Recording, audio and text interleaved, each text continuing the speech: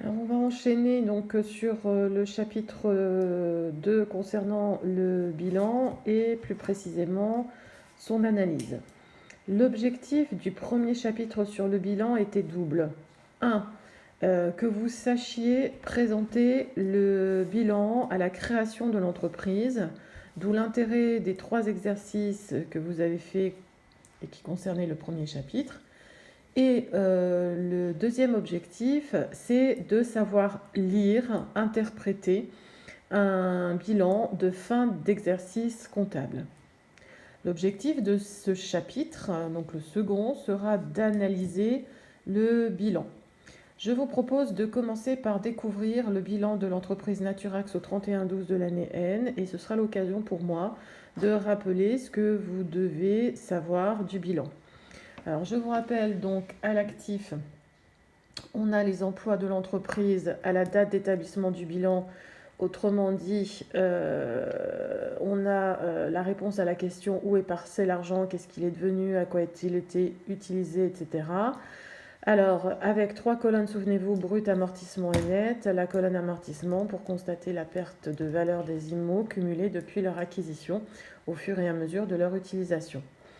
Donc effectivement, à l'actif, je commence par l'actif immobilisé. Donc ici, il n'y a que des immobilisations corporelles, construction et autres immos corporels, type mobilier, matériel, y compris matériel informatique, matériel de bureau et ainsi de suite. Ok.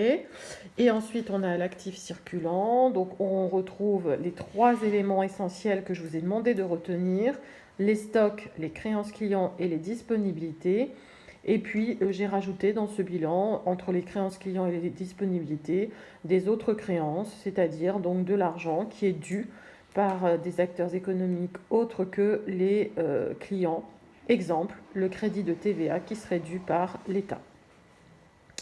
De l'autre côté, vous avez donc au passif les ressources. Donc les ressources qui répondent à la question d'où vient l'argent. Avec 2 types de ressources, je vous rappelle, les ressources propres, c'est-à-dire les capitaux propres. Ici, vous retrouvez ce que je vous ai demandé de retenir, le capital, c'est-à-dire l'argent apporté par les associés, et le résultat de l'exercice, ici un bénéfice de 7 416 €.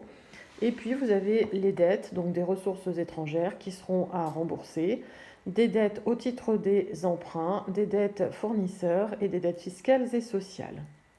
Je zoome sur la ligne emprunt et autres dettes financières pour 24 697. Vous avez une petite note. En effet, cette ligne s'appelle emprunt et autres dettes financières. Elle correspond donc effectivement aux emprunts qu'il reste à rembourser.